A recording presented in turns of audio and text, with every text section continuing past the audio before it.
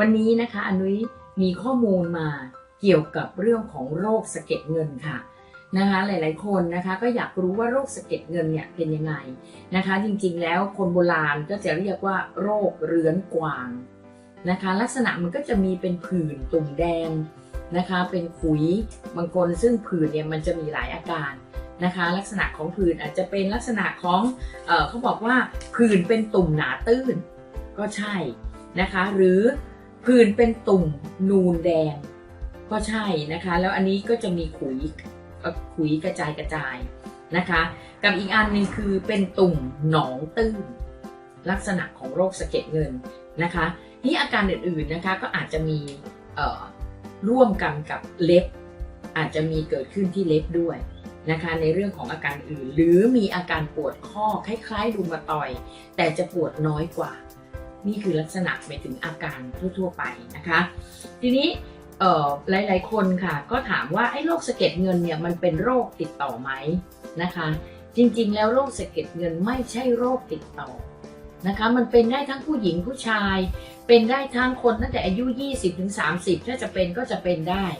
นะคะแต่จริงๆแล้วโอกาสน้อยมากถ้าเทียบกับประชากรโลกประมาณ 1-2% เท่านั้นค่ะที่จะเป็นโรคสะเก็ดเงินนะคะแต่อันนี้เขาก็บอกมาว่าอาการต่างๆเหล่านี้นะคะมันมีปัจจัยที่ทำให้เกิดโรคได้ลองเช็คตัวเองนะคะอันแรกเลยนะคะเขาบอกว่าเกิดจากการพักผ่อนน้อยพักผ่อนไม่เพียงพอมีโอกาสเลยค่ะเกิดจากความเครียดเห็นไหมคะความเครียดวิตกกังวลต่างๆก็ทำให้โรคสะเก็ดเงินกำเริบนะคะหรือว่ามีการได้รับบาดเจ็บทางผิวหนังก็มีโอกาสค่ะนะคะนอกจากนั้นนะคะการผิดปกติของผิวหนังหรือรวมไปถึงความผิดปกติของภูมิคุ้มกันบางคนภูมิคุ้มกันตกโรคสะเก็ดเงินจะกำเริบขึ้นมาเพราะโรคนี้มันจะเป็นหายนะคะมันอยู่ในร่างกายหรืออยู่ในตัวเราและปัจจัยสุดท้ายเลยเขาบอกว่าพันธุกรรมค่ะมีโอกาสเป็นนะคะบางคนถามว่าไม่รู้อยู่ๆมันก็เป็นขึ้นมาเนี่ยค่ะคือปัจจัยทั่วไปนะคะถ้าเกิดวิธีการรักษาเหรอคะก็ไปปรึกษาคุณหมอก็จะให้ยามาทานหรือฉายรังสีแล้วแต่นะคะจะอาการมากน้อยยังไงนะคะแต่ว่าถ้ามาเจออนุ้ยนะคะอนุ้ยก็มีแพทย์ทางเลือกค่ะคือไม่อยากจะทานยาที่มีสเตียรอยด์หรือว่าไม่เอาแล้วทานแล้วก็ไม่หายนะคะก็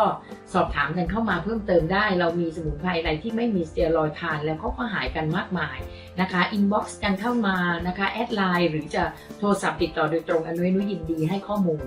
นะคะว่าทำยังไงจะหาย